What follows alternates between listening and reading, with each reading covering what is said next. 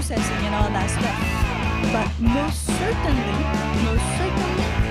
are we having sound issues?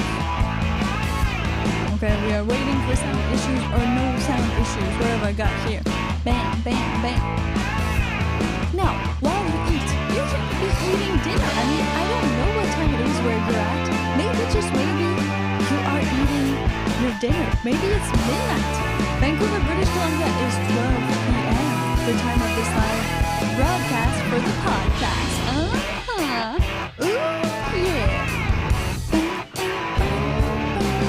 I have a voice. I don't have a voice. I'm voiceless. Everything is happening. Let's refresh this. Okay, it's all good. While you wait, the podcast brought to you by Piper. That's myself. That aims to entertain and give you some insights while you wait to charge your electric vehicle or while you have lunch. Some people need to wait. Some people have to wait. Most humans out there are actually gonna wait for something. Now, don't wait in a bad time. Like, don't be a weird waiter. Some people wait weirdly. You know, they don't know what to do. They don't know what to do with themselves. They just kind of hang out. They have no idea. Well, you don't need to hang out. You don't need to not know what to do with your hands right here, right now. All you need to do is actually tune in at 12 p.m. Pacific Standard Time, Vancouver time, to drop in and have discussions in our live comment section while we are actually live. Don't worry, you can always get these amazing podcasts on our YouTube channel because they're available later and forever. On the YouTube channel, the playlist has the same exact name, While You Wait. The podcast. Dave Frank is here. Hey, Dave. What's up? Chris Pankoch as well. Ooh, we got lots of people here. I knew it was going to be a good idea to change the time of the podcast to actually 12 p.m. Vancouver time because 11 p.m. seems like people were still working, or maybe they were actually working. Well, maybe, just maybe, at 12 p.m. Vancouver time, people are, not working as much. They're fake working. I didn't say it, but some people out there might have said it. Have you ever wondered how much it really costs to maintain an electric vehicle compared to a gas vehicle? That is the question we will be going under the hood for. Get it? Yeah, that was funny. That was super funny. Come on. That's like a dad joke made by a woman. It was amazing. We have had a few podcasts already, and most of our viewers and listeners are people who do not own an electric vehicle or hybrid. I mean, it's all cool. We can all be LGBTQ plus friendly here in the EV world. That being said, well, there are still so many misconceptions about electric vehicles and their apparent costs. Hidden fees, things that might go wrong with them. Even this morning, there was Trevor who was asking, well, what happens if you're actually using all of these accessories in your car? Let's say you're using the radio, you're using the screen, you're freaking out and plugging a fridge in there, like you're using all of these things. Will the battery of your actual motor, let's call it like that, your actual car, deplete? And he was like, well, if it depletes, then what are you gonna do? Who are you gonna call? Ghostbusters? No, because you're still alive. You can't call them. They're not going to come for you. And is Tesla going to come and pick you up? You are on your own. You're a big person. Much like if your gas vehicle were to miss or not have gas in it anymore on the side of the road, well, you would need to call a towing, get a jerry can, or, call for help from a friend. Walk to the nearest gas station. Same thing with an electric vehicle. Now, that doesn't mean that plugging a whole bunch of things inside of your electric vehicle will make the battery deplete faster, because some great people in the live comment section actually said that there are two batteries in an electric vehicle, much like in a gas vehicle. What? Yeah, I know. So you need to think about this when calculating the cost, people. The actual big electric battery, that's kind of acting as, the fuel. The fuel in a normal, let's call it like that, a gas motor. That being said, there is another battery, the little battery. You know that battery That battery, yeah. When it's winter time or when you have an old car, you need to boost it. That battery. Well, there is that battery in electric vehicles too. And that's the one that serves for all of these little things inside of your car. It's not actually draining the actual battery. Get it? Super mega easy. So thank you to everybody who is here right now on While You Wait, the podcast that aims to entertain and inform you while you wait for your EV to charge or while you are on your lunch break, because it is broadcasted live every day at 12 p.m. Pacific time. Everybody's freaking out. Don't forget to share this video/podcast. Super easy. Right underneath the video, there is a little share arrow. I mean, it's a share arrow and it says share. Not share like the singer, share like share. Click it and then it will redirect you to a world of possibilities. You can share it on Facebook, Reddit, X, or you can even send it via email, mail, and everything else. So click that, share it with somebody who definitely wants to know more about the hidden costs of EVs, and the hidden cost of an actual gas vehicles. We're gonna dive right into this because this is an awesome subject. We had a bit of a debate earlier in another podcast, and I decided that it would be a great idea to put the whole thing. What's happening? Yeah, we got comments, right? We're getting there. We're getting to the comments. Don't go anywhere. I do answer all of the live comments all in this podcast. Chris Pankutch says 15,000 miles, I'm guessing 15,000 miles a year. 6,000 miles for oil change at $100 each, and around 2.5 changes a year. Yeah, okay, around 2.5 changes a year. You save $250 or more just removing oil changes. Well, that is a fact from Chris. So Chris is saying that getting an EV right here, right now, will save you $250. I'm guessing he's saying US dollars because Chris is from the United States of America, but same but different. Per year, that's only in oil change. We will go over all of the costs of an actual gas vehicle versus all of the actual cost of an electric vehicle when talking about maintenance. Now, we're not talking about all these other things. We're talking about maintenance. So, go get your coveralls, grab a beer, your toolbox. This is what's happening right here, right now. We're gonna change some oil. We're gonna get down and dirty. Well, if you have an EV, it's gonna be less dirty. But you're still gonna have to get down. I mean, the stuff is down, people. Hey, Midnight Smoke, thank you for tuning in. We have Trevor Turek, who's there too. He says, buenos dias to all. See, we have people who are multilinguals here on the podcast. That being said, Chris has starting the flow, so let's go. Let's flow, people, let's flow. The real cost of maintaining an electric vehicle. I have a lot of cue cards today because I want to make sure that I give you the right information. So I've done a little bit of research. If you want to add on at any point or debate at any point. Yeah, little fight ring there. Make sure that you actually leave a comment and share this with a friend who you think might want to debate on this. It's gonna be super cool. Now, let's get into the context of this podcast, meaning that electric vehicles sales are on the rise. Yeah, and okay, if you're like Piper, well, of course they're on the rise. They were at zero before.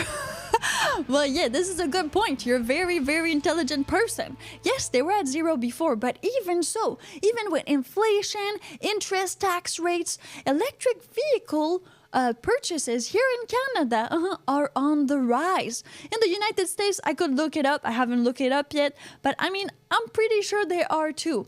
The thing is, people are still deciding to buy EVs, even though they might cost a little bit more. We'll get into that later. So you just like sit tight, get your Budweiser, and let's do this. Rob says, Rob 8618. Don't forget catalytic converter, Tef. Oh, we will talk about the catalytic converter. It's in my notes. For those of you who don't see the notes, you can hear them. There they are. Bam. Lots here in USA are packed with inventory. Most dealers have over 200 days of inventory. So I think what Chris is saying is that there is a lot of electric vehicles that are available for you right now. They're there. They're just wanting for you to get inside of them. So why don't you do it? Well, that's a theme for the podcast that we had yesterday. For now, let's dive right into it. electric vehicles are more and more popular. People are still purchasing them. And they're purchasing them, well, for good reasons, or else why would they be purchasing them? Just for the environment? That's an incentive for maybe like Greta Thunberg, but it's definitely not an incentive for most people out there. And yeah, can she even drive? Does she even have a driver's license? That's a good question. Yeah. Leave a comment. Does Greta Thunberg have her driver's license? I mean, she's of legal age now, right? Yeah, she is of legal age. She can go to prison, so she's of legal age. Because she did have a bit of a, fuss with the law, that Greta. We need to understand the true costs of owning an electric vehicle. Now, we will be talking about owning because leasing is going to be a bit different. It's probably going to be covered under your lease.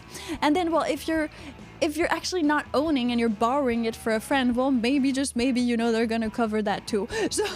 So we're going to talk about owning because those are all your costs. If mommy, daddy are paying for your electric car, well, you're going to know how much it costs them right here, right now. So maybe you're going to be nicer, do the dishes, something like that. We have Trevor Tuek who says, how are you? And Chris Pankett says, how dare you? Not sure. Oh, yeah. Oh, yeah.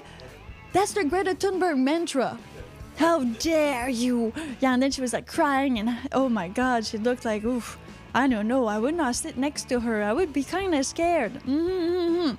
Richard Johnson, hello. This is not the show for this, but thank you very much for your appreciation of my body.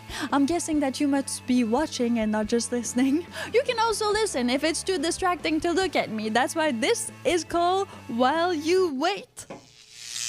The podcast that you listen to while you wait for your electric vehicle to charge, or while you wait for your lunch break to end, or for your wife to get ready. Doesn't really matter. As long as you're waiting, we're here to inform you about everything and anything electric vehicle related. And of course, share some insight and entertainment. It's gonna be great.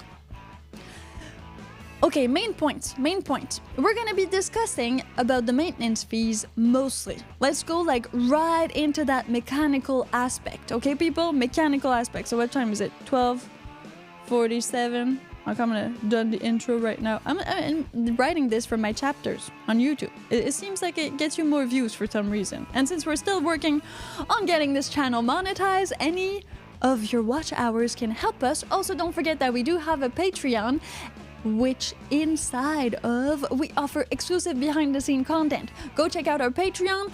It is patreon.com/2girls1electriccar. Wonderful. Hi there, Javier just dropped in. We also have Max Power who's here. And Chris Pankich says, in my experience, I have only replaced the washer fluid. That's for his EV. Chris, remind me, which EV are you driving right now? Was it the Kona? No, Model 3 was before that. So Chris had a Volt Model 3, and now he has another one, which is a different brand and make. I think it's Kona or something like that. So you refresh my memory, Chris. And sets of tires after 65,000 miles. After 65,000 miles, Chris has changed his tires on his EV. It's a Kona. So Chris owns a Kona. Wow, I'm so good. All right, hello, Will Garcia. Happy to see that our Patreons are indeed in the live chat today to talk with us. Gas versus electric vehicle maintenance. What are the savings? What are the costs for chargings? Those are things that we won't discuss in this podcast. We have many other podcasts that would go deep down, dirtier into these subjects. We will only call for maintenance. Maintenance and servicing. Bam! Hope you're ready for this. If you aren't, well, buckle up, people, because we're going there. Most of you might be used to the actual cost of owning a gasoline car. If you're like me, well, you've had a gasoline car because you were at an age where you started driving, let's say 16. And electric vehicles were not really a thing. No, they weren't. So you purchased an old used gasoline car that was worth maybe $1,000 and you drove it until it died. 15 minutes later at the stop sign. Which is possibly what has happened to you. If you are from the younger generation, or you got your driver's license later in life, maybe you've never actually touched a gasoline car. This is the reality of probably Gen Z, Gen A. Maybe they're just gonna grow up driving electric vehicles and not having to do anything related to gas vehicles. Those kids will not have our problems. No, those kids will not have our problems. They will have less problems. Yeah, I know, it's awful. You know, you want them to like suffer and all that, but no, the cars are actually going to be driving themselves for them. So I don't, there may be no accidents, no drunk driving accidents, no nothing like that. The cars are going to be self-driving. There's going to be no issues. Yeah, we always grow up and, well, we're born in the wrong time, huh, people? Do not worry about this. You're here now. What can we do? So that being said, you are mostly, possibly just like me, more used to dealing with gasoline car expenses and maintenances. So let's go over these. If you have no idea what they are, well, that's going to be a great subject for you to talk at Christmas. While you're lighting up that turkey. Okay. Gas cars. Gas car with grandma and everybody. Gas cars. Bam. Gas cars have a few things that they need maintenance for. And Chris Pankage says the next generation more likely will not own a car at all. Yeah, this is kind of true. The next generation might just use public transport or robot taxis, like what Elon Musk and / Tesla is doing right now, is these vehicles that are self-driving. So they're just going to drive themselves everywhere. And maybe you're going to be able to purchase one and kind of rent it out a bit like if your Uber did not really have a driver, so still make money with it. Or they're going to be owned by like these bigger companies and it's going to be more like public transport. I have no idea, but that's definitely one of the big possibilities for the future of transport. Yeah, like Chris says, robo-taxi or robot taxi. 2 T's, 1 T's, we're not sure. Gas vehicles, also referred as ICE. If you started looking on the internet and YouTube and you see ICE everywhere and you're like, what does that mean? Does that mean there's like ice? Why did they put ice, like ice cubes? It's literally ICE, ICE. No, ICE actually means, I got it here, complex internal combustion engine. Yeah, meaning gas motor. In simplified. So not an EV. Not an EV, yes, Chris is saying it. Internal combustion engine. Meaning it's complex. Yes, of course it's complex. It's taken years to develop. I mean, we've been upgrading these things since, well, we've had gas motors. Electric vehicles are a lot more recent, so they're a bit different, you know? Not the same beast at all. I'm Piper, and you're listening to While You Wait, the podcast that you listen to while you wait for your lunch break to end, or while you wait because you're masticating your sandwich. Just like this. It broadcasts live at 12 p.m. Pacific time, that's Vancouver time. So the time it is right now when you are live with it, that's the time it is, well, at your place. It gets complicated with the GMT and all that thing. So don't worry too much about it as long as you tune in. We are here to discuss what are the real maintenance costs associated with electric vehicles compared to gas vehicles. Yes, this is the team. So let's go team. Oil change.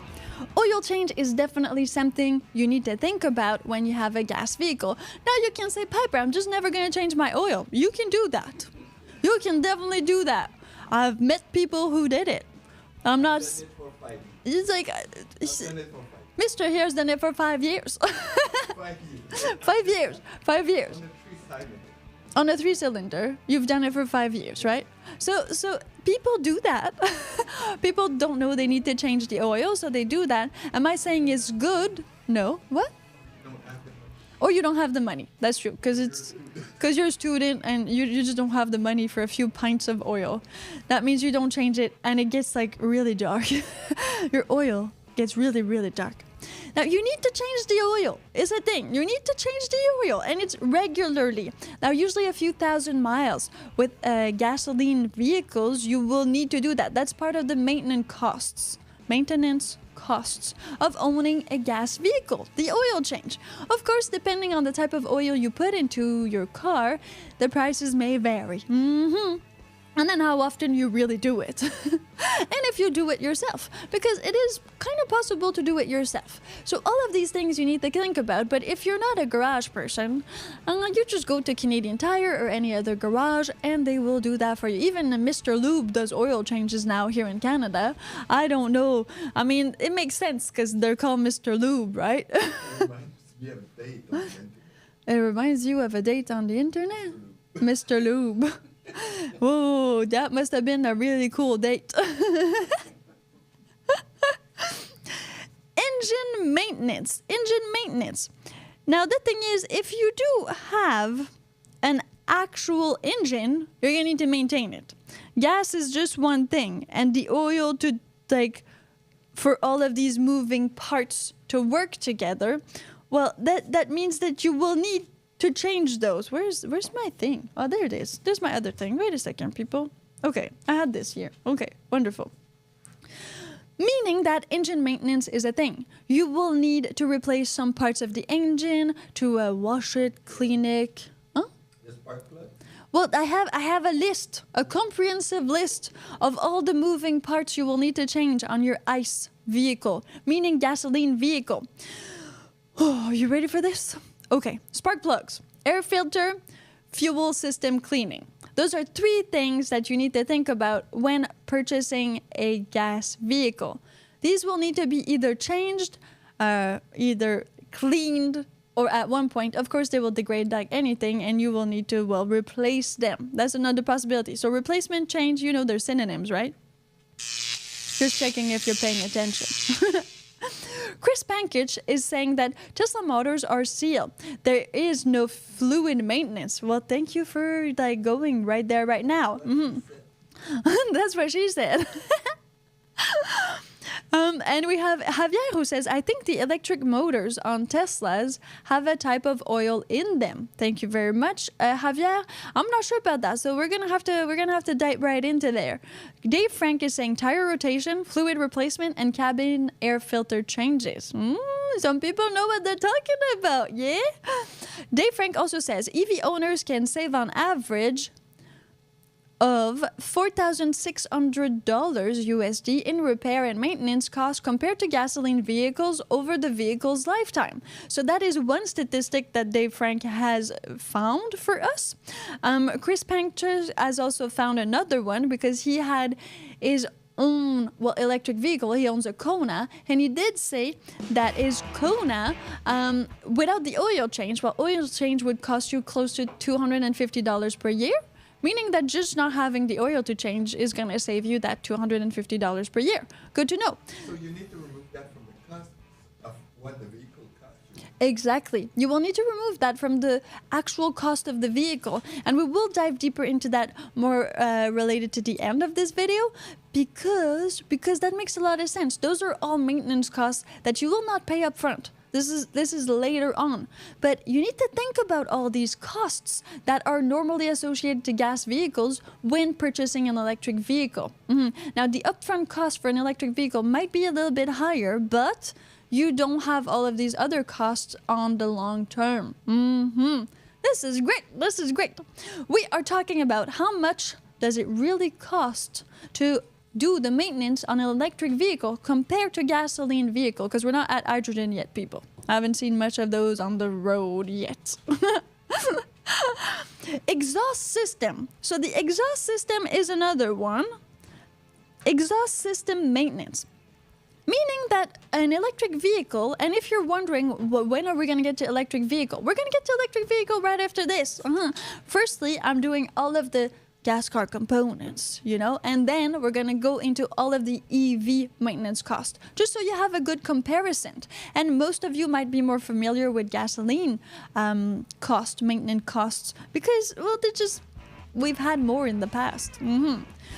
Exhaust system maintenance. Now, the exhaust might rust or degrade, of course, is a thing that happens. Everybody degrades, but exhaust systems sometimes need to be replaced. Why do they need to be replaced? Okay, so there's a few things. You remember Volkswagen? Yeah. I know you do. When they said that their vehicles were not emitting that many emissions, but it was false. That was a big thing. It went on TV, people. It went on TV. Now, you're going to need to replace the exhaust system. Well, sometimes only for performance. I know, we've all seen Fast and Furious and Need for Speed. Meaning that, well, you could replace that to get like more performance and more noise. That kind of thing. But you're also going to need to replace it or maintain it to make sure that you are lawful regarding to the emission regulations and laws in your country or state. Because every, developed country, let's say it like that, has some regulations according to how much emissions a vehicle should output in, our breathing air on this planet. Now, that is why we're going to need to do that.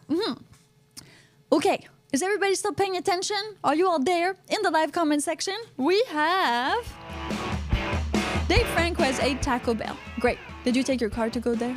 That'd be like fully relatable, because this is While You Wait with Piper. And while you wait to eat your lunch or to charge your electric vehicle, I'm gonna be here live at 12 p.m. And you can also tune in later, because this podcast is available in a playlist on our YouTube channel. Yeah, you can find it there. It's called While You Wait, the playlist. Super easy to find. Javier says that there is engine maintenance, transmission maintenance, brake fluid maintenance, power steering, if it has, brake maintenance, and even fuel filter. So those are other things to think about. And most importantly, Chris says, you can't get scammed out of money at the dealership service center. You can't. That's true, you're going to the garage and the garage tells you that, the car needs to be fixed and it's not. Yeah, that happens. That does happen with ICE vehicles. So with gasoline vehicles, sometimes you bring it to the garage and then the mechanic opens it, blah, blah, blah. And then he tells you, you know what, I found this other issue.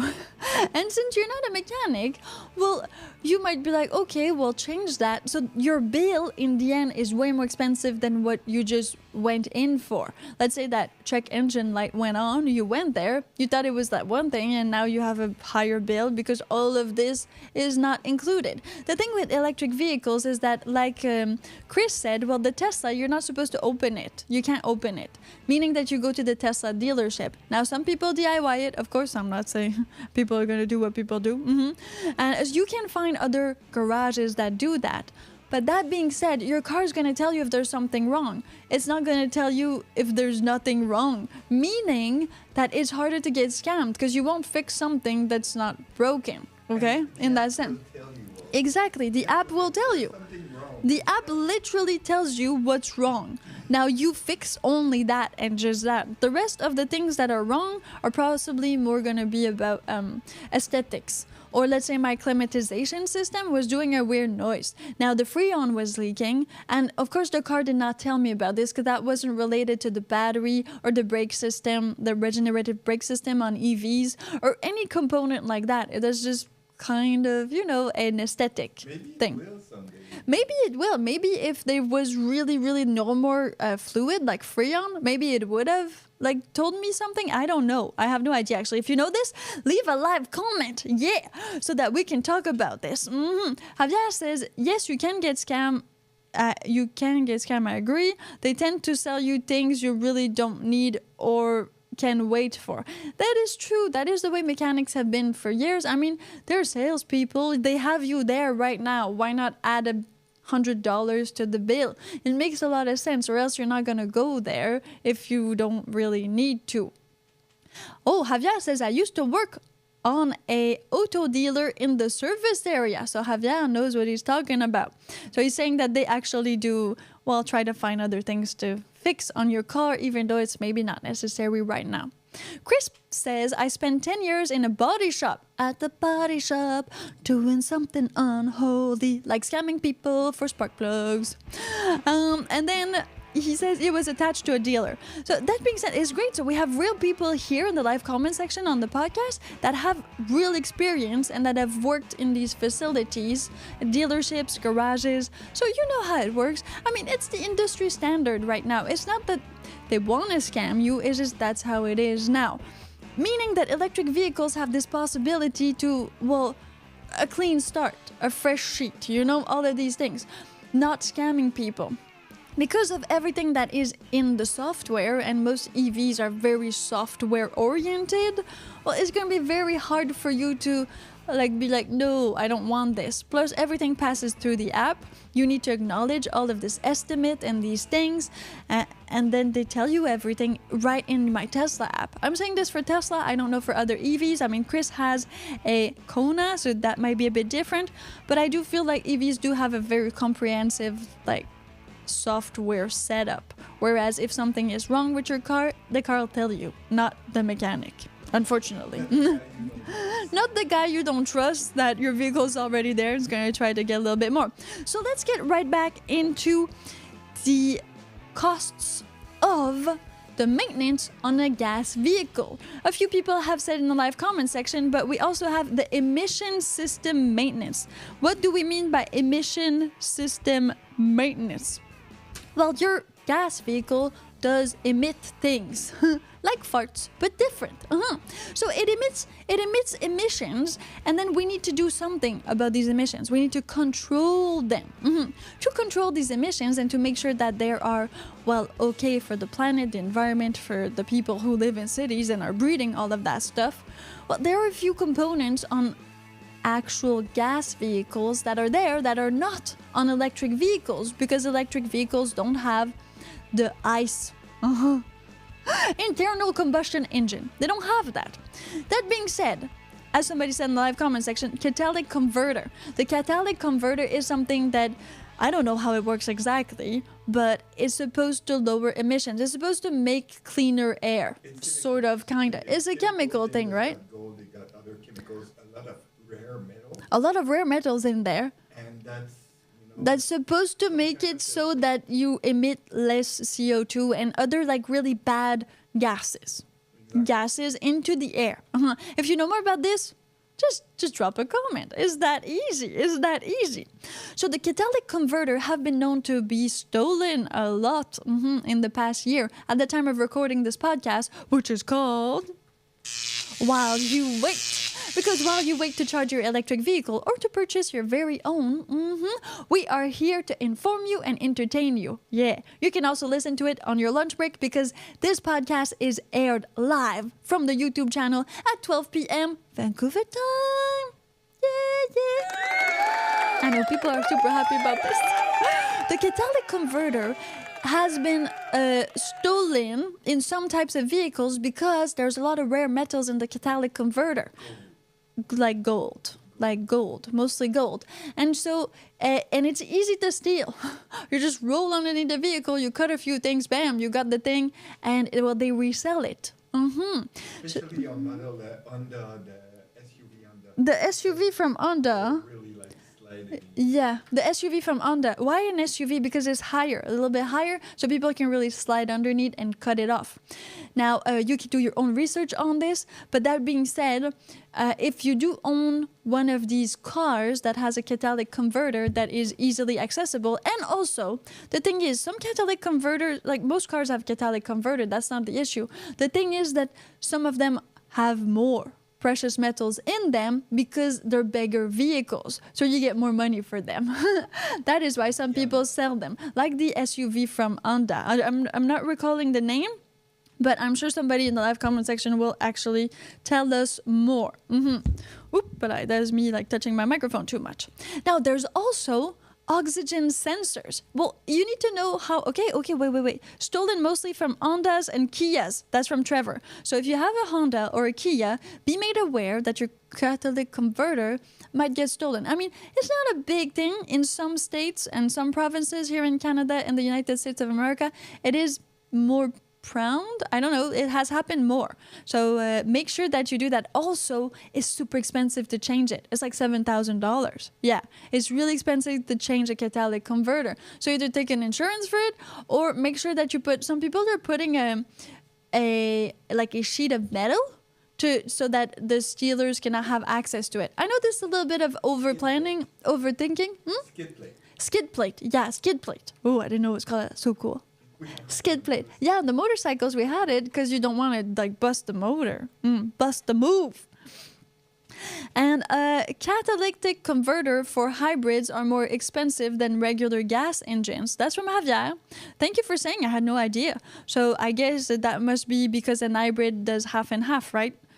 Maybe there's another type of engine there. Again, it depends on the vehicle. It really depends on the vehicle. Then it depends on like how big the catalytic converter is, the rare metals inside of it, blah, blah, blah. So that is one of the things. Oxygen sensors. Well, if you want to know how much you're emitting, you need to know how much oxygen, well, is in the mix. Because, of course, there's going to be a little bit. Now, if it was just emitting like, ooh, oxygen, like pure O2, that would get super high from being like behind a gas vehicle, which could be cool. Like hydrogen cars, actually, well, yeah, they emit oxygen and water. So it's just like O2 and H2O, no CO2 from hydrogen cars, only drinkable water, which is very, very interesting. Chris says they do the same thing. Hybrids still have ICE. It's all the same comparability. Well, yeah, because an hybrid has an engine, a gas engine, so a combustible engine, so ICE, meaning that, of course, they need a catalytic converter. This is the same thing. It's just you add on a battery. This is like an add-on. They just charge a bit more just because it's hybrid and they can. Okay, so a bit of conspiracy right there. Great. Love it. Now, the catalytic converter and the oxygen sensors are going to need some maintenance or sometime replacement. Again, in most vehicles, either you're hybrid or gas or EV, at one point, you will definitely need to replace some things. If you're keeping it for 20 years, I mean, even your teeth are going to fall off. So this is the same thing for a car, people. It's the same thing for a car. Now, let's dive right into transmission. Because I know some of you do love the transmission. Well, no, we're not talking about radio transmission. No, not that. We're not talking about Ian Curtis. We are talking about the transmission of a car. Now, if you have an automatic car, no, it still has a transmission. It still needs to switch gears, people, kind of, sort of. Okay? So, where are we at? I'm Piper. This is the podcast while you wait to charge your EV, and we are discussing how much does it really cost to maintain, so do the maintenance on your electric vehicle, compare to a gas vehicle, to see if it costs less and it would be good for you to actually purchase an electric vehicle as your next vehicle. How much does it really cost? A lot of misinformation on the internet about this, and a lot of people just have misconceptions because, well, it is a new vehicle. Electric vehicles have been around for less time, so sometimes you might not know the real costs associated to them because you just haven't had one and have very little people in your entourage who have had one. Bam! Transmission. Of course, well, you're going to need to probably change the fluids in your transmission, and, well, if it's a new driver, there's a chance you're going to need to change the whole thing. I mean, that happens. If it's your daughter that's starting to drive, or, you know, it could be possible. You could completely, like, kill the transmission, and that costs a lot of money. So that's replacing the owner. That's hilarious. Well, yeah, you could, like, replace the owner. It's a good point. That's why used vehicles, well, are a thing. You can buy a used vehicle, no problem. Which kind of settles it for the gas vehicle maintenance cost. Do you have anything to add on this? Come on, drop a comment. I'm Piper. This is the podcast while you wait. And while you wait for your lunch break to finish and to eat your actual lunch, well, I'm here to talk about EVs and to entertain you. I mean, it's information and entertainment. What could be better? So do you have anything else to add? Oh, Trevor says, don't forget the blinker fluid. Yeah, don't worry. Usually blinker fluids kind of come with Teslas. Now, other models don't have it for some reason. Blinker fluid. I think so that is mostly according to the ICE. So ICE vehicles, meaning gasoline vehicles, you will need to change. Okay, let's do a little recap. You will need to change the oil to maintain the engine, which means spark plug, air filter, fuel system. You will need to maintain or replace the exhaust system. You will need to maintain or replace the catalytic converter, especially if it has been stolen. The oxygen sensors as well. And, well, the transmission for fuel. Not fuel, sorry, for liquid. You'll have to do that. So these are things that you need to think about when purchasing a gas vehicle. Now, what about an EV? What are the real costs of maintaining an EV? Because an EV, completely different beast. There's a whole bunch of stuff an EV doesn't have that we just covered. Let's get right into it. EVs have a lot less moving parts. Meaning, well, they don't have an engine in that sense. So if there's less moving parts, there's less touchy, meaning less friction, meaning less things to repair or less lubricant to put inside. Let's change some STDs. So that is something that EVs just don't have. They have a battery block. And, well, all the rest is kind of similar to any moving car. So you need tires, you need brakes, you're going to need these like little things, but there's no engine. There's literally no combustion engine. It's not there. So all of these costs, they're gone. Like magic. They disappear. Super easy. Super easy to make them disappear.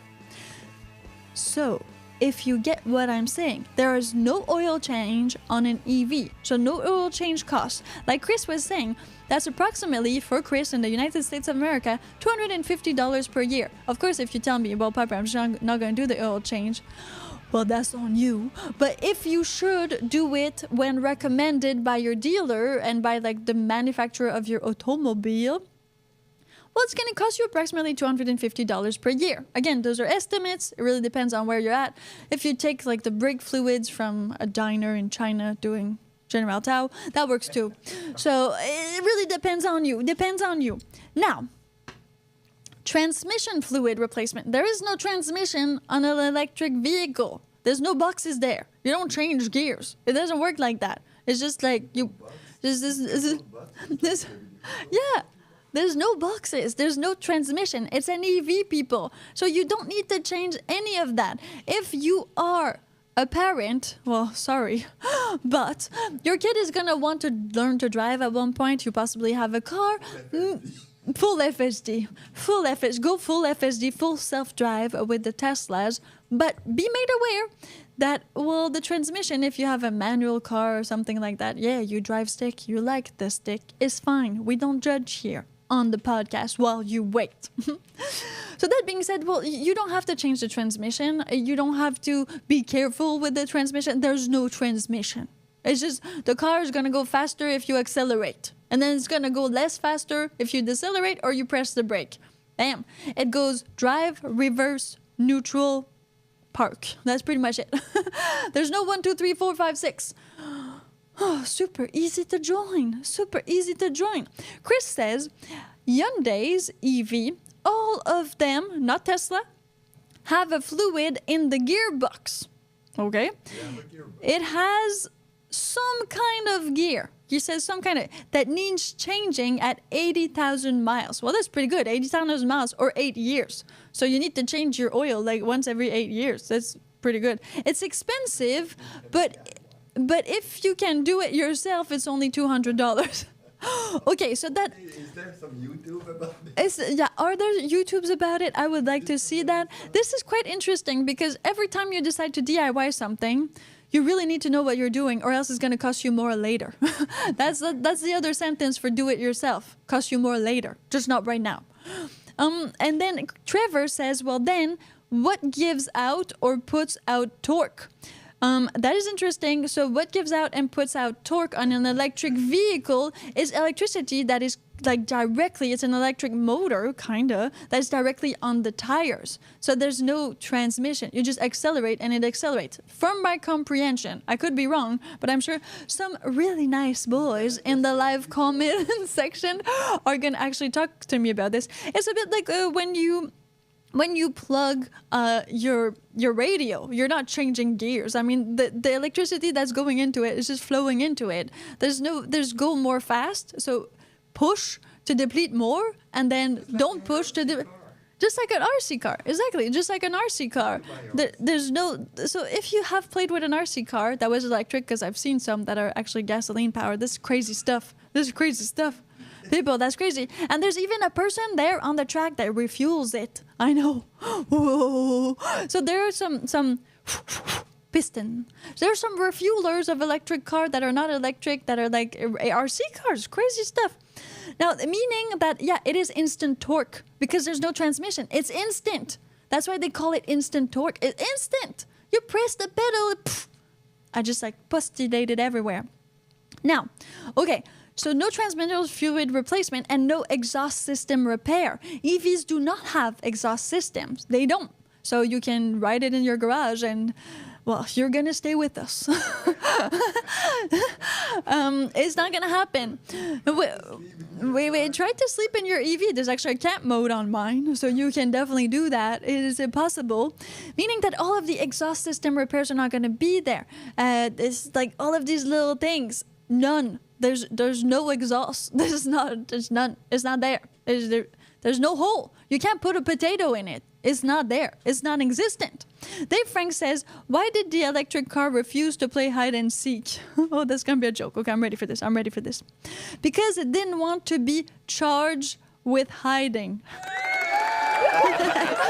Thanks, Dave. Always cool to have a little bit of laughter here on While You Wait, the podcast you listen to while you wait for your electric car or electric vehicle to charge. You can also listen to it live when it is broadcasted live on the YouTube channel at 12 p.m. Pacific time, which is Vancouver time. Grab it later, push it later, play it later. There's a playlist, and it's called While You Wait as well on the YouTube channel. Super easy. Okay, battery pack. I know you were waiting for this. You were all waiting for the battery pack.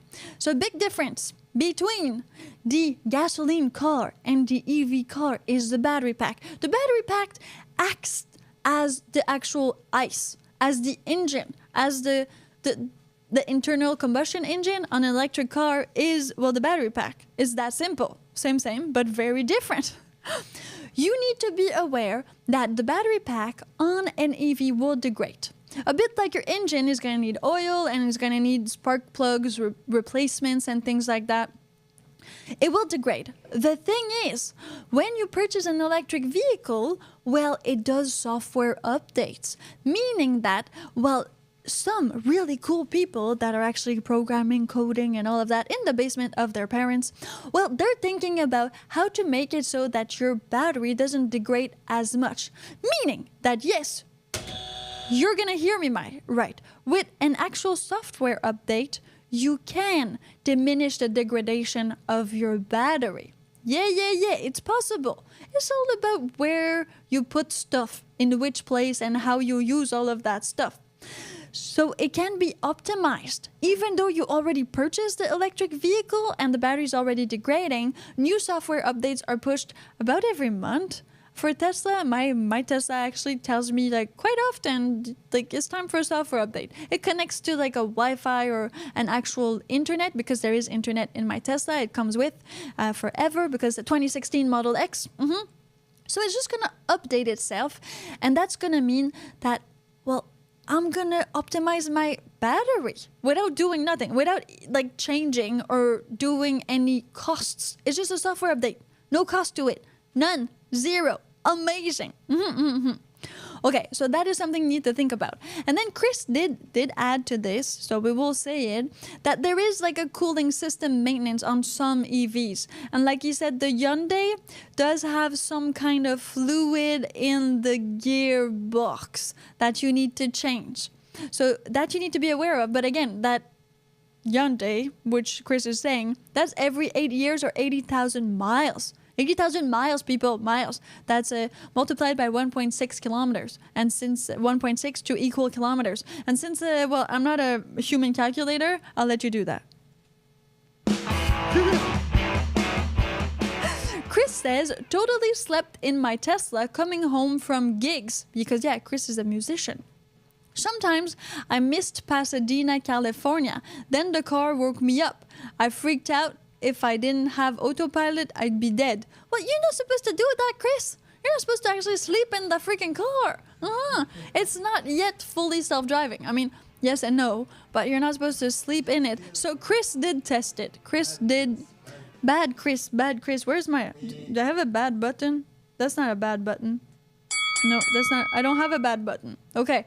I'll find a bad button for you later, Chris. There it is. It was just a bit too far. You're not supposed to actually sleep in your Tesla or any other electric vehicle that drives itself. It was 4 a.m. after a 4-hour set. Okay, well, that's not an excuse. I mean, you still shouldn't sleep and drive, even though the car is kind of driving itself. Kinda. That's what they said. And that's why there's been some like big problems with Tesla and all that in the past, because people were thinking that it was a real autopilot when it isn't. It's not a full self-driving car. It doesn't really like drive you without you paying attention to the road. And that's why they've implemented a whole bunch of like new features in the newer Tesla models for the FSD, full self-drive, to make sure that you are actually driving. So there's even something that if you get like 5 strikes, they remove the full self-drive. Yeah, they remove it. It's a strike system. It's a strike. I saw Kim Java who tested it out, I think about a year ago. No, not a year ago, when she got it. So you can lose that superpower that you paid for if you are not clever about it. There's a camera now in cabin. Now there are cameras all over, but there's now one in cabin. And the way, like, if you like detach yourself, like unbuckle, if you're not like holding the steering wheel, all of these little things will make it so that you could have a strike. And that strike, well, for now, we'll make it so you won't be able to use full self-drive. Again, they're testing it. It's quite new. And so there is a big chance that people are going to misuse it. And Tesla doesn't want to be responsible for that. So if you're not able to use it correctly, well, we're just going to remove your superpower. I think it makes sense. Give me your ice cream. Give me your ice cream. Give me your ice cream, little kid. Give me ice cream, bro. You don't deserve it anymore. You do not. You do not. 5229. I'm Piper, and you're listening to While You Wait, the podcast that discusses about everything and anything electric vehicle related while you wait to charge your EV, because it still takes a little bit of time. We don't have V4 superchargers everywhere yet. And you might just be on your lunch break, or you might just be enjoying a beer somewhere. Well, while you wait for your date, make sure that you tune in, because this podcast is totally available for you to be entertained and also informed about anything. Plus, we have a growing community of awesome people. So make sure that you leave comments and that you go support us on our Patreon. Yeah, that has the same name as this YouTube channel. So that... Patreon is right there. Oh yeah, Patreon is like right there. Is it there? No, there. It's there. If you're there in the video format, well, I'm pointing to where the Patreon URL is. Like there. If you are not there in the live video format, well, do not worry. You can just listen to my voice. Patreon.com/2girls1electric car. You can take a free membership to the Patreon. Now that's going to give you an idea of all the content we're outputting on our Patreon. It's behind the scenes, exclusive content, things that are not displayed or disclosed anywhere else than on Patreon. And then, well, for $2.97 USD dollars, you can support us. Yeah, and have access to all of that behind the scenes. That means like bloopers, things that never made it to YouTube because they were a bit too crazy, or other things like that. And we are implementing more, so if you want more, just make sure that you go there and you support us. Okay, let's move on to the brake system. Brake system, again, that is something that's going to be comparable to the gasoline car. But there is something that gasoline cars usually don't have and that EVs have, and that is called the regenerative brake system. So this is a bit different. This means that every time you brake or every time you decelerate, it takes that power. Let's do physics together, people. It takes that power and it's trying or does regenerate your battery with that power. It's like a reverse, you know? So that is something that is on electric vehicles and some hybrids usually as well. That all the hybrids have it. The Volt had it. Everybody got it. So this, because it is so intelligent to have it. It's just, it regenerates the battery while you're slowing down, or if you're going downhill, it's gonna regenerate the battery. Now, I'm not saying you're gonna gain like 20 kilometers, but you will gain a few kilometers sometimes if you really go downhill. Especially if you go fast. Oh my God. Well, it's just like our little radio. You crank it. So it's a bit like that. It takes that energy and it transfers it back into the battery because your wheels are turning. So because your wheels are turning, well, what it does is that it takes that and puts it back. It's a bit like if you were cranking the radio with your arm. So think about your arm, hand, and fingers being the wheels. Same, but different, and then it puts it back in. We got new people here in the live chat. Hack of all trades, hey, and well, who else is there? Okay, oh, Carl just dropped in as well. Perfect. Chris says due to the resistance, it reverses power flow to the battery system when you coast. Exactly. So that is the regenerative braking system, which is in EVs and hybrids, but not in an ICE vehicle, meaning a gasoline vehicle motor. So this is different. If that breaks, that's a bit like if your battery pack breaks on your electric vehicle, so you will need to replace it separately. It's like using a parachute in the back instead of... Yes, exactly. It's like using a parachute in the back, like you're braking, because every time you decelerate, it decelerates faster. So you're actually braking more. Without even braking. As soon as you lift your feet from the accelerator, it does it. So like I think Chris said on another podcast, he has had his vehicle for a while now. I think it was 65,000 kilometers, and his brake pads in the front were at 65%, something like that, and his brake pads in the back were at 90%. So brake pads you will need to change on an EV or on a gas vehicle. There's no way around it. If you don't change them, you don't stop. All gas, no brakes. Like in Kamloops, Oh yeah, like in Kamloops. Like, okay, so when I went to Kamloops, I mean, it was crazy. It was like, it's mountains. So you go through mountains. And there was places for people to, well, brake when they don't have brakes. Meaning like what was it called? Runaway. It was called runaway. Runaway lane. So you would just kind of go into runaway lane and wait for your car to stop. And pray. Yeah, and pray. I mean, you need to think about these things. Here we go. Yeah, emergency truck runoff. Yeah, that's another name for it. That's another good name for it. It's not good. I mean, if that happens to you in any vehicle, not good. Has it ever happened to you? Do you know somebody who lost their brakes? Please tell us in the live comment section right down here. So the wear on brakes is gonna be less significant, of course, on an EV because there is the regenerative braking. So you will be spending less in brakes in general, because as soon as you decelerate or as soon as you lift your feet from that gas pedal, which has no gas, well, you are gonna regenerate, so it's gonna slow you down a lot, a bit like having a parachute behind you, meaning that, well, that's a bit less money you need to put into brake pads and the whole entire brake system. Of course, there's brake fluid to be replaced if you need it. That's something you need to think about. Caliper and rotors, same. That's the same as an actual gas vehicle, because wheels are wheels, people, and brakes are brakes. Let them work. Keep on rolling. Which leads us to the tires. Now that you know how to brake, you need tires. Actually, you should have had tires before you bought the brakes, or else you can't go very far. Tires are, again, the same as on a gas vehicle. You're gonna need tires. You will need tires. Some people are saying, and I've seen this in the comment section, that tires actually will get disintegrated, like, what's the word for that? Faster on electric vehicles because of that instant torque. But quite frankly, I've rarely skidded or like zzz with my EV. It's been very rare. I know you can't do it. So I know if you push it, and I mean, you could you could. There's definitely a possibility. Then most cars have ABS now. I don't know how that's called in English, but like a 4-wheel drive and things like that, which makes it so your tires are not supposed to skid or to like zzz as much. That makes sense. Four-wheel drive on the Tesla? Do we have 4-wheel drive on a Tesla? I don't know.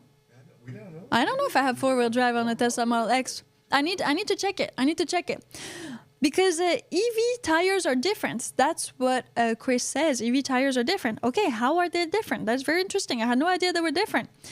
They have more steel belts and stiffer sidewall to accommodate the extra torque and extra weight. You have all-wheel drive. Wait! Great, I have all-wheel drive! I thought so too, because I drove it in the snow and I was trying to get it to skid, but I wasn't really doing it. Yeah. Plus, well, there's the brake assist thing, and it doesn't want your tires to like, go everywhere. So it grips that thing. You can put regular tires on, but they don't last. Oh, so that is a good thing to keep in mind. Your tires on your EV are going to be different type of tires than on your gasoline car. So if you wanted to keep your tires, well, maybe you can't. That's interesting. It's very new information to me. I had no idea. Dave Frank says that Michelin's Pilot Sport All Season 4 provides solid performance year-round, offers good grip. Are you selling this? This looks like a sales pitch. It's great. Handling and braking capabilities, making it suitable for various climates. Well, I mean, I'm sure that depending on your vehicle, again, the weight, like how big your vehicle can accommodate, because you can change tires on any vehicle. You can go for slimmer, bigger, but at one point there's so much bigger you can fit in that hole, So you're gonna need to kind of listen to what the manufacturer says and put that in there. Had no idea that you could actually purchase different tires for your EV. That was a thing. I've never actually had to change my tires on my Tesla Model X. Had it for 1.5 years, and so far every time I'm doing the maintenance, the tires don't need to be changed. They've told me like a few of the numbers on my repair sheet or RO, but they didn't tell me you have to replace them yet. That being said, on my Chevy Volt, I had no idea. I just put tires on there and that's it. They didn't even recommend anything for EV or something special like that. So that is why I did not know. If you do like this podcast, make sure that you share it with a friend right here, right now. There's a little share arrow right underneath the video. Click it. It will allow you to share it to anywhere, or just copy that URL and paste it on all of your social media or via text message. Because that's how we communicate nowadays. You can try to spell it out to your grandma, but that must be a bit more complicated. So I suggest the sharing. Way easier.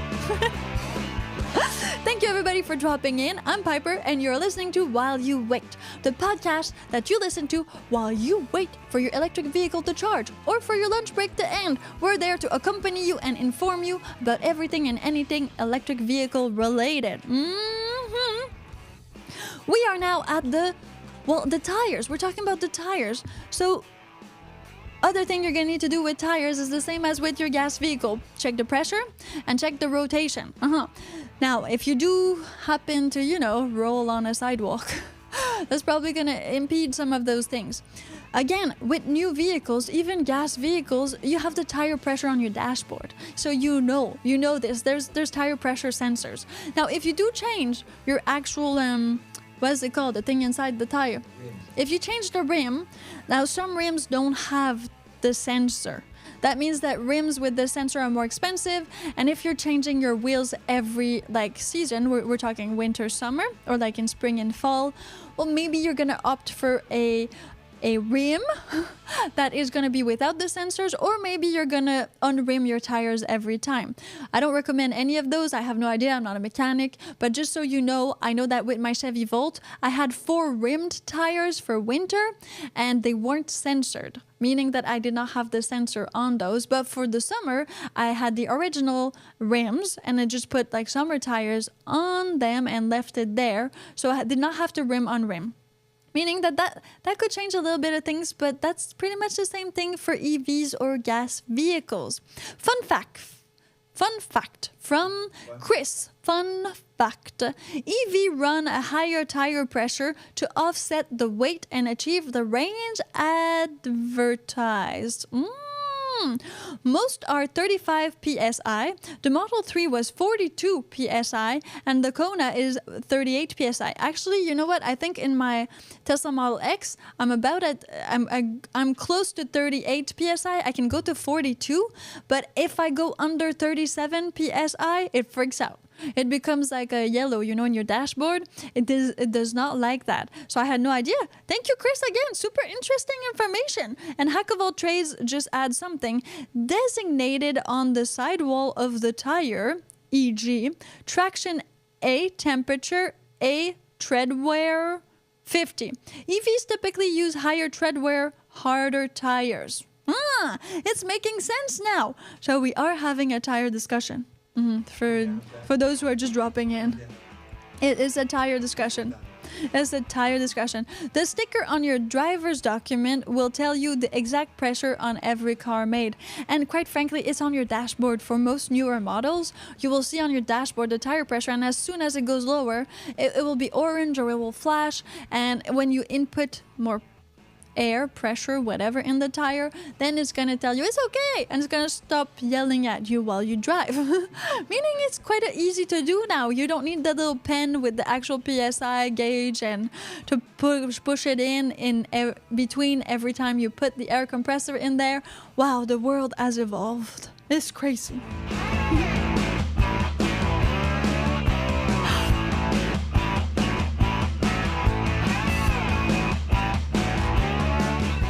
Which leads us to the charging system. The biggest cost associated with an EV for some people. Now, the thing is, the charging system will often include, or be included with your car. But when we're talking charging system, usually you're gonna get 110 volt if you're here in Canada or the United States of America. We're talking North America. That's gonna be in the car already. But charging an EV, we're not talking about an hybrid, charging an EV on the 110 to get to 300 kilometers, that's gonna take you 3 days.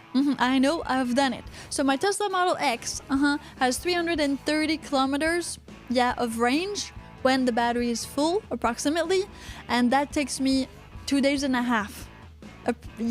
2 days and a half, 3 days to charge on the 110 volt. So that is included. But if you do want to have the 220 volt, the same thing that you would use for your dryer, and that plug, or your oven, that plug, well, that is going to cost you a bit more. Now, there are some incentives depending on the states in which you are, or sometimes even dealership maybe can be like, oh, we're going to give you this wall charging station with the purchase of this EV. I did purchase mine. It cost me $400, but that was like a long time ago. Now I think you can find some on Amazon for a lot less. You will need an electrician if you don't already have a 220 outlet available in your garage. I mean, you probably don't want to take a long cord and plug it from your unplug your dryer every time, or your oven, and then plug your car into it. That'd be not that great. I do not recommend doing this. Wall connector 450, mobile connector 250. Okay. Tesla, nothing. Okay, so Tesla not included, wall connector $450, and mobile connector $250, not included. The Tesla wall connector, exactly, Dave Frank. All Model X SUVs have a dual motor configuration, giving them all-wheel drive. Thank you very much, Electric Brian, for stating this. This is great. Had no idea. Though I have been very satisfied with the whole thing, with my whole Tesla so far. Tiger says 311 says, I run mine at about 42, 44 psi. So I guess that depends. Yeah, that depends on what your car wants and needs. You can't really choose for your car. It's not one of those situations. You really need to do it because the sensors are going to yell at you if you don't. Trevor Turex says, people that like speeding, they like to press the gas pedal down the floor, and they are called lead foot. What are speeders EV called? Well, that's a good question, because lead foot, they used to be lead in gas a lot, but they actually made it so that there would be a bit less lead or less accessible. There's still lead in gas, I'm pretty sure, but it makes people very angry, lead consumption. So they diminish that. They diminish that a lot.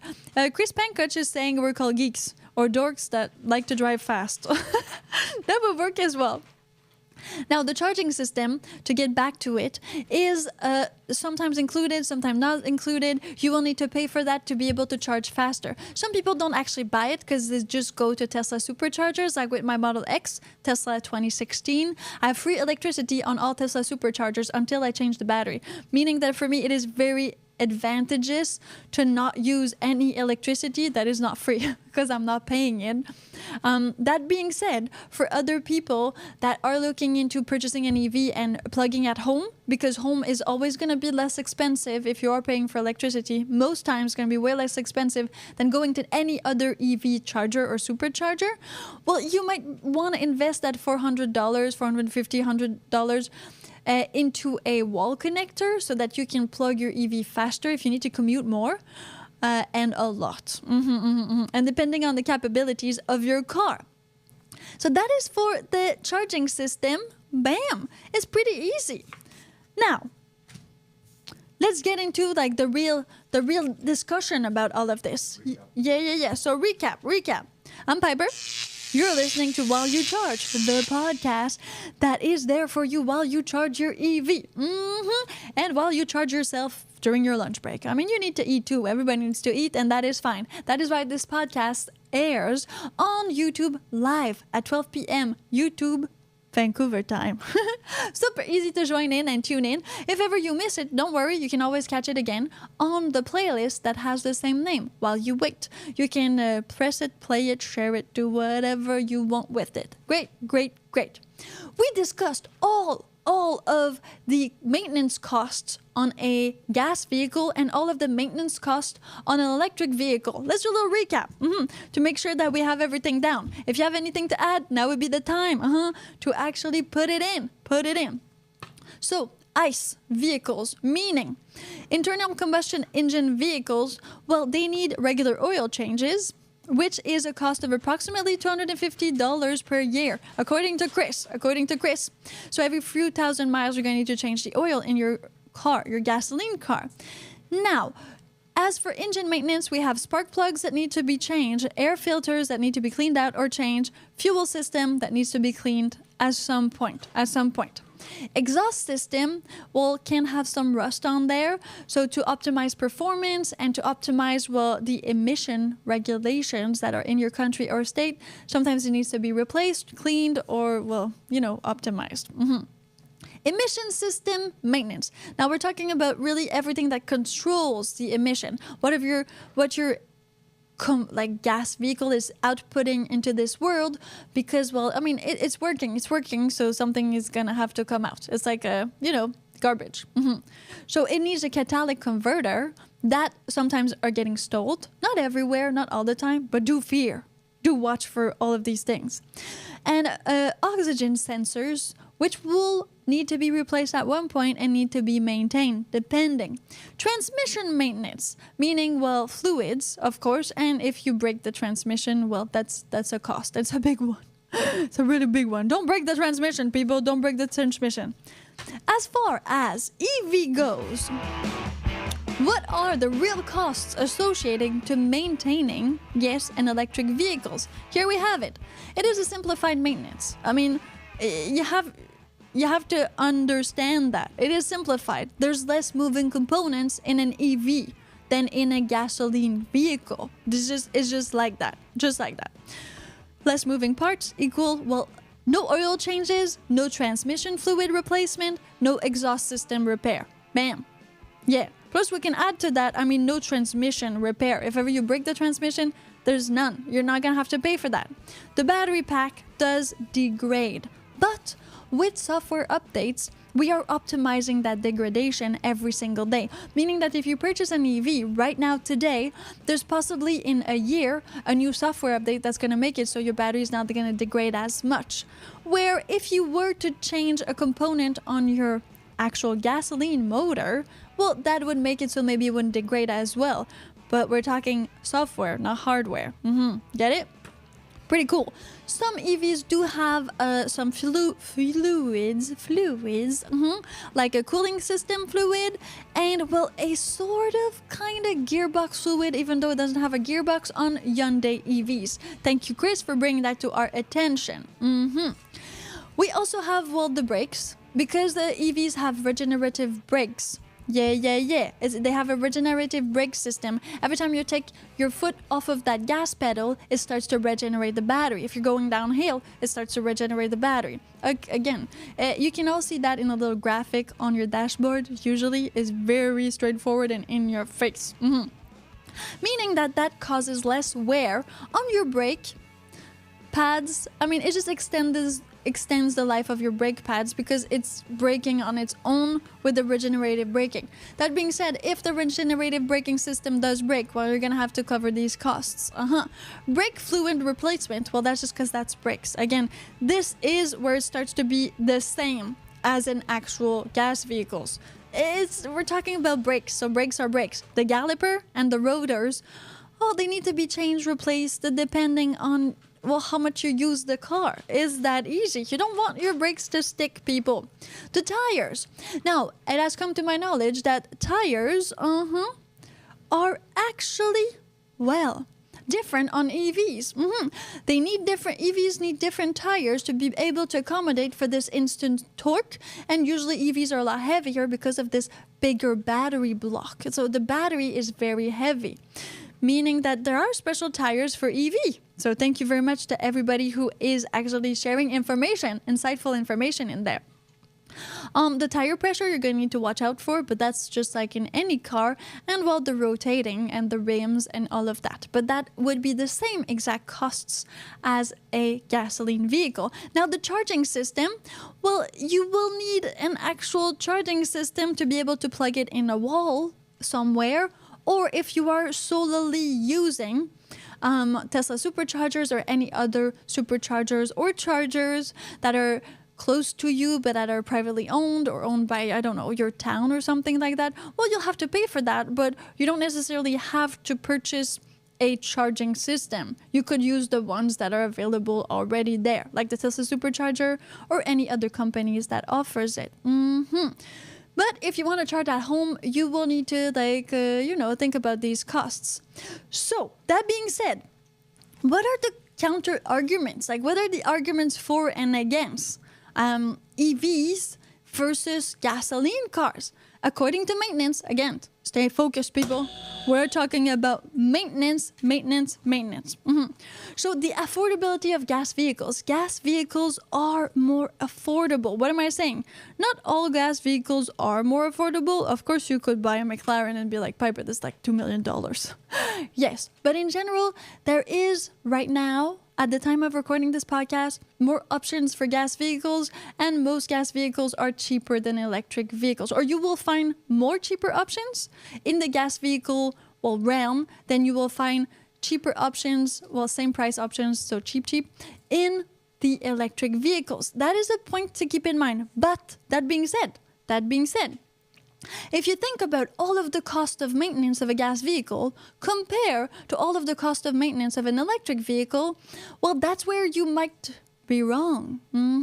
That's where for the same price of a vehicle, you will be paying less for an electric vehicle on the long term than you would be paying for a gas vehicle. And we're not just only talking like actual price, but we're talking maintenance. So we're talking not having to go to the garage, not having to book or schedule these things.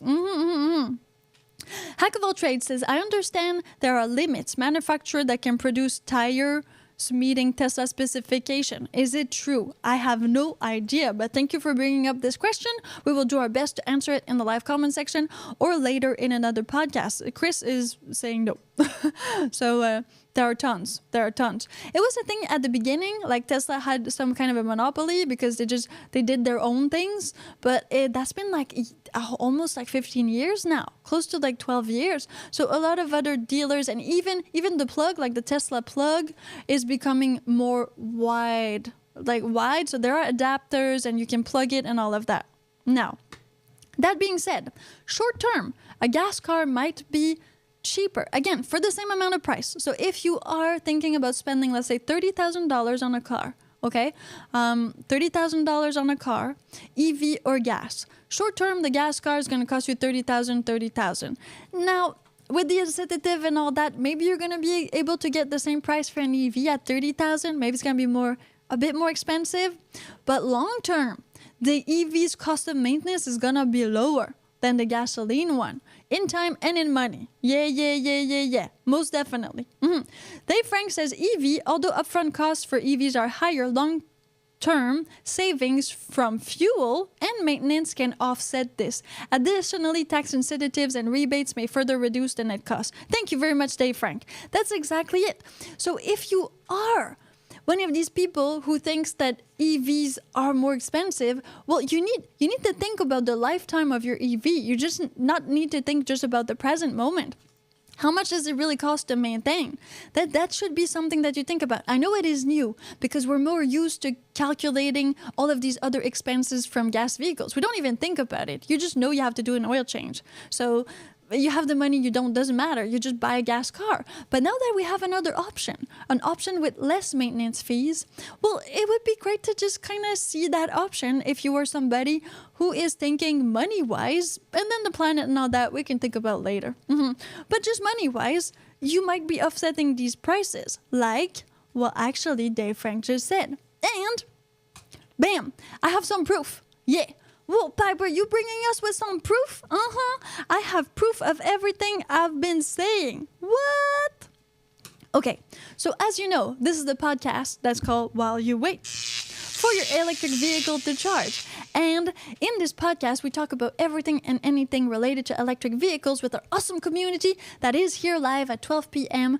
Vancouver time. And that then will keep on interacting with us on all of our YouTube videos. So thank you so much for being here. The thing is, well, this YouTube channel has other social media. We are on X, on TikTok, on Instagram, on Facebook, and working on maybe being on other ones. But so far, that's what you got.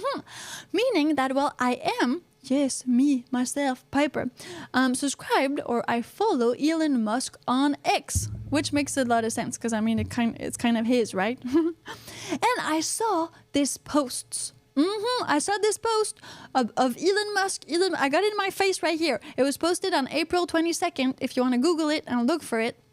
And Elon Musk posted this text. It says, Tesla is the lowest cost car to maintain. Then it says nothing else. It just has an image. Yes. But on this image, you can read things. So let me grab that image so that I can read it to you. Because, well, this is one study. There might be more studies out there. That's why we are here and we're talking about it. Cheapest brands to maintain long term. Again, when you purchase an EV, you need to be thinking about this. Maybe the upfront costs of purchasing an EV are higher, but think about later. Think about gas saving, maintenance, and all these things. To better understand how costs increase over time and differ by brand, in this 2023 annual Auto Survey, Consumer Reports asked members how much they pay out of pocket for maintenance and repairs during the previous 12 months. The years below refer to the age of their vehicles. So number one, we have Tesla. Now, it doesn't state which models. It only states Tesla. And it says for the first to the fifth year, it costs $580 to maintain the Tesla. And then afterwards, from 6 to 10 years, it costs $3,455, which makes a lot of sense because my Tesla is a Tesla Model X 2016, meaning that it is an older vehicle and I just had to change the Freon and the AC, which cost me like $500 to repair. But that's just the thing. It's over, like it's almost 10 years old. Insurance. And good news, everyone! The insurance decided to cover it. Yes, because it's my first, I didn't know. I had to call before.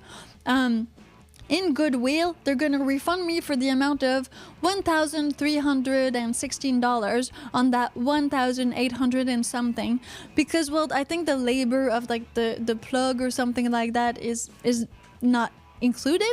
But that being said, I cannot do this mistake twice, though they decide to refund me, so I'm waiting on my check. Woohoo! Super cool.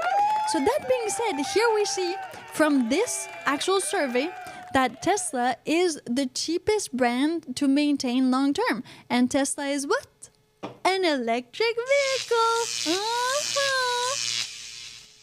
We need a Cybertruck. Yeah, Elon, we need a Cybertruck. Come on, give it to me. The thing is, well, how much does it really cost to maintain an EV is lower than a gas vehicle. Now, it's lower in time, it's lower in money. If you're thinking about the battery block and that thing that is a bigger expense in the long term, well, that's not maintenance. That is actually like breaking your motor. That would be the same thing as if you broke your motor. Same, but different. Now, Chris Pankoch is saying that the incentives are going away, at least in USA. It's politics, not the environment. Well, that's the thing. So some countries have made it work, like Norway, where they had a whole bunch of incentives since 1990. And now, well, so many people are driving EVs that they're pulling out these incentives because it's the new normal. For countries like Canada and the US, well, there are more electric vehicles being sold every year, but these incentives have kind of worked out. I just heard something about Elon Musk saying that all of the early adopters have already bought the Tesla, so now they're trying to go more mainstream. They're trying to get to that mass people, like the mass. So the mass market, thank you very much, the mass market, so that the mass market can purchase these vehicles. That being said, well, once the mass market purchases them, incentives are, let's say, less needed, because we are having and seeing electric vehicles that are becoming closer to the cost of gas vehicles. At the beginning, electric vehicles were a lot more expensive than gas vehicles. So to make it so people would buy them, the government gave incentives, which makes a lot of sense. If you want somebody to buy something, you just lower the price. And it's true that most people are only solely thinking about money when buying something. If you don't have the means, you don't have the means. And there's so far credit can lead you to. Yes, credits are going away. That's from Electric Brian. For both new and used clean vehicles, you must purchase before December 31st, 2033. Well, that still makes like you still have some time, people. We're in 2024 at the time of recording this, so 2032. That gives you a bit of time. Chris says before 2025 elections. Well, yeah, it could go both ways. Now, that being said, electric vehicles' cost of maintenance is lower. Incentives are going away because we are getting into this era of mass market is going to be purchasing electric vehicles. There is more infrastructure. There is more knowledge out there. Not yet enough. I mean, I was reading something that said that we are still at a very, very low percentage of people having EVs in North America compared to some other European countries. Meaning that if we want people to actually purchase EVs, well, we need to inform them on how okay EVs are. And not just for the planet, because the planet is something to consider. Of course, clean air is something to consider, but mostly you need to have the means to buy it. And if you don't, well, it doesn't matter how clean it is, you're still not going to be able to purchase it. Tell me everything that you think about this podcast. If you have more ideas for other types of podcasts, again, related to the subject, we are here talking about electric vehicles, well, drop it in a comment. We answer comments in short form videos on YouTube, sometimes in just, well, regular comment answering replies, meaning yes, with a keyboard. And of course, well, some comments sometimes become podcasts. Yes, an hour and a half of talking on the subject. That's how good our actual followers are. Don't forget to subscribe to this channel to be notified every time we post a live video or any other type of videos. I have a new series coming up that's called Guerrilla Charging. And it says what it says. I go in Vancouver and find spots where I can guerrilla charge. In case of doomsday, or in case, well, I don't have a plug. Like in the building where my Tesla is parked, they don't want us to plug there. So they actually cut the power to the outlet near near my stand because I charged there once and they saw me, and well, that's it. So they cut it. So I'm trying to find new ways to plug and park and plug and all these things, which is called guerrilla charging. Now, if you want more, make sure that you give a big thumbs up to this video/podcast. Don't forget to share it with a friend or anybody who would benefit from just learning a little bit more about electric vehicles. I mean, some people knit, some people have fishies. Why not learn more about electric vehicles? They are near you, they are in your streets, they're in your neighborhood, so make sure that you give them a little bit of credit. I'm Piper. This podcast is called While You Wait. While you wait for your electric vehicle to charge, you can always listen to it. So make sure to bookmark it on your browser. Okay, I'll see you in the next one.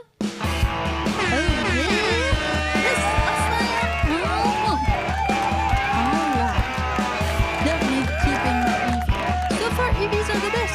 I mean, it is less maintenance. Then if you buy it new, just make sure you resell it before the battery pack dies. Just like you resell your old car before the motor dies.